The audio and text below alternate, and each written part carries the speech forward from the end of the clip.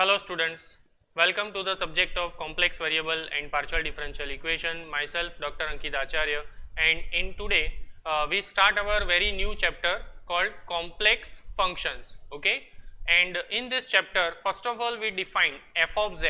F of z is a function of complex variable z. So let's start with the simple definition. We know that if z is equal to x plus iy, okay, we are taking z is always x plus iy, where x and y both are real numbers. X is called real part of z and y is called imaginary part of z. Okay, and let's define w equal to f of z. F of z, that is nothing but u plus iv.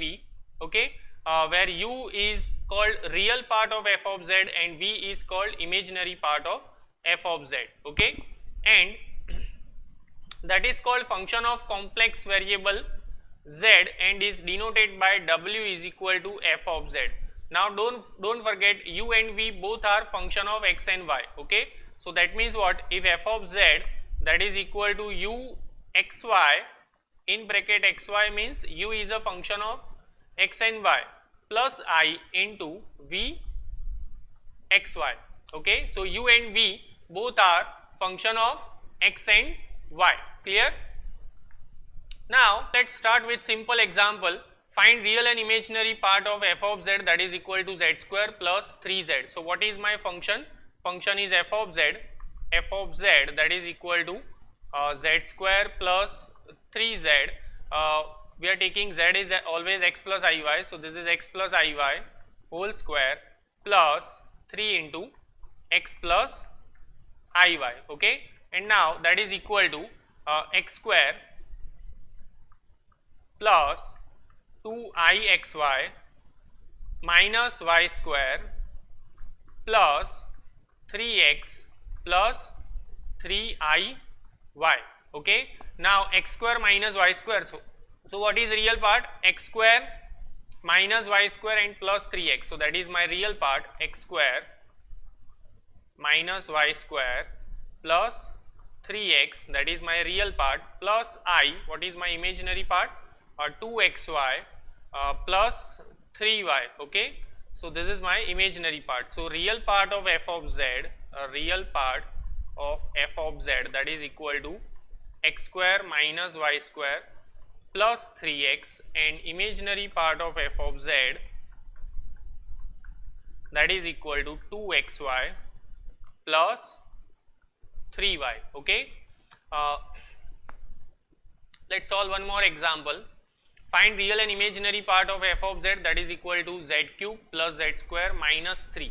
Okay, so what is my function? Function is z cube plus z square minus 3. Now let's take z is equal to x plus iy, so x plus iy whole cube plus x plus iy whole square minus 3. Now first of all you have to simplify. We know that a plus b whole cube, that is a cube plus 3a square b plus 3ab square plus b cube. So that's why that can be written as x cube plus 3x square iy, okay, plus 3x iy whole square. Okay, so iy whole square and plus iy whole cube. So this is just a simplification of x plus iy whole cube, and now plus write down the simplification for x plus iy whole square. So just I write here x plus iy whole square, so that can be written as x square plus 2ixy minus y square. Can I write minus y square? Because I square y square, so that is I square is minus 1, so minus y square and minus 3. So what is my real part? Now directly you can write down the real part of f of z. Okay, real part of f of z, that is x cube, first of all this part. Okay, and then this is imaginary part. So now again I square is minus 1, so you can write minus 3x y square. Okay, now this is I cube, so in I cube I square is minus 1, but 1 I is already there, so this is imaginary part. So plus x square minus y square minus 3. Okay, so plus x square minus y square and minus 3. So this is my real part of the function, and imaginary part of f of z, that can be written as first of all 3x square y, then I cube that is I square into I square is minus 1, so I can write minus y cube here, and once again then 2xy, okay, 2xy. So you can easily find out the real and imaginary part from f of z. Let's next example. Okay, now this is interesting example. I want to write this function f of z that is equal to z plus 1 upon z in f of z that is equal to u r theta plus I v r theta. That means we have to use polar coordinates, okay, instead of Cartesian coordinates. So first of all, what is your function? Function that is z plus 1 upon z. So z plus 1 upon z. Instead of z, I can write r into e raised to I theta and plus 1 upon r into e raised to I theta, okay. Now r that is equal to r into e raised to I theta, that can be written as cos theta plus I sin theta, okay, and plus 1 upon r plus 1 upon r, 1 upon e raised to I theta, that can be written as cos theta minus I sin theta, right. So real part u r theta, that can be written as r cos theta plus 1 upon r cos theta, and imaginary part v r theta, that can be written as r sin theta minus 1 upon r sin theta, okay. So v r theta, that is r sin theta minus 1 upon r sin theta. Now next concept is limit, continuity and differentiality. So basically in this function, in this chapter we discuss about analytic function, okay, and to reach at analytic function, first of all you have to understand what is the concept of limit, continuity and differentiality. So let's try to understand first of all definition. Already you studied about limit, continuity, differentiality from your 11th-12th standard, right. So this is a limit, continuity, differentiality for function of two variable complex number, right.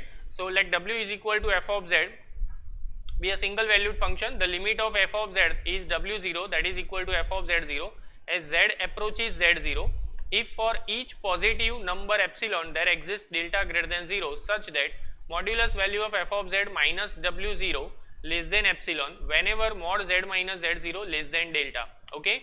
And notation wise we write this form, limit z tends to z0 f of z that is equal to w0, okay.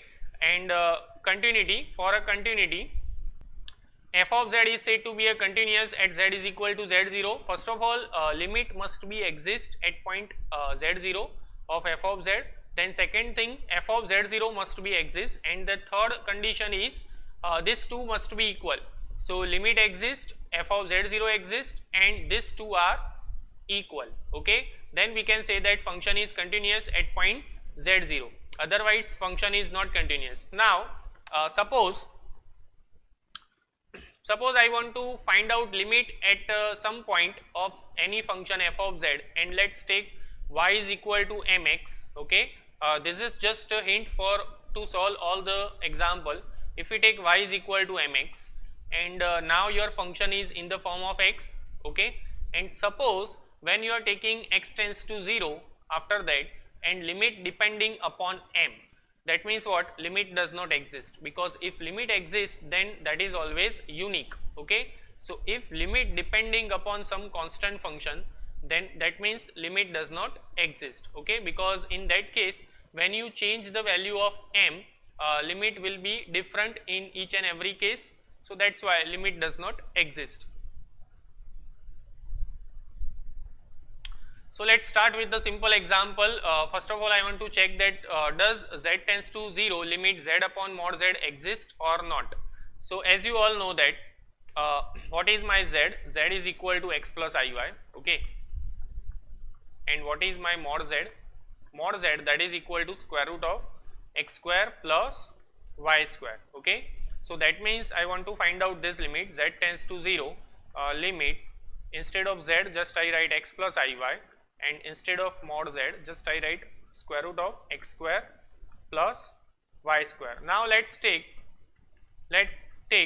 y is equal to mx. Okay, y is equal to mx. So now this limit depending upon x only, so x tends to 0, I can write x tends to 0, limit x plus I into mx upon square root of x square plus m square x square. Okay, x square plus m square x square. So now x tends to 0, limit x will be common, in bracket 1 plus I m upon square root of x square. So x again will be common. Okay, square root of 1 plus m square. So this x will be cancelled out, and finally we get 1 plus I m upon square root of 1 plus m square. So clearly you can understand that now limit depending upon m. So that's why limit does not exist. Okay, limit does not exist. Limit does not exist. Okay. Now similarly you can easily find out this example that you have to solve at your home. Z tends to 0, limit z upon z bar. Z means what? X plus iy, z bar is x minus iy. Once again you can take y is equal to mx, put that value in this function, and you can easily find out the limit depending upon m. So limit does not exist. Okay. Now determine whether the function f of z is continuous at origin or not. So first of all, try to understand the definition of continuous function. To become a continuous function, first of all, limit must be exist. Function at that point, function at point 0, because here we are finding continuous or not continuous at point 0. So that means f of 0 must be exist, and these two are equal. So indirectly here also you have to find out the limit of the function. Okay, so because f of 0 that is equal to 0. Okay, that is already given. Okay, that means what, we have to find out this limit z tends to 0, limit f of z. Okay, and this limit must be equal to 0. This limit must be equal to f of 0. Okay, that means if limit does not exist, we can say that function is not continuous. Okay, and that's why here also you can understand that z tends to 0. What is my function? Function is z bar upon z. Okay, instead of z bar I can take x minus iy. Okay, conjugate of function z. So this is x minus iy upon x plus iy, right? X minus iy upon x plus iy. Now try to understand when we take y is equal to mx. Okay, when we take y is equal to mx, this limit converted into x form. So x tends to 0, limit x minus I mx upon x plus I into mx. So x will be common. Okay, and the final limit is 1 minus im upon 1 plus im. Okay, so limit depending upon m. So that's why we can say that limit does not exist. Okay, and now similarly you can solve this example f of z that is equal to x plus y whole square upon x square plus y square. Let's take y is equal to mx, and you can easily solve this example. Okay, so this is homework for all the student. Now next concept is differentiability. A single valued function f is said to be a differentiable at point z0. Okay, at point z0, if f dash 0, that means this limit delta z tends to 0, limit f of z0 plus delta z minus f of z0 upon delta z. If this limit exists, then we can say that function is differentiable at point z0, otherwise function is not differentiable. Okay, you can also find out this limit f dash z0, that is z tends to z0, limit f of z minus f of z0 upon z minus z0. Okay, one of the limit you can find, if limit exists, then we can say that function is differentiable, otherwise function is not differentiable. Okay, so example of differentiability and analytic function that we will see in our next lecture. Up to this, thank you.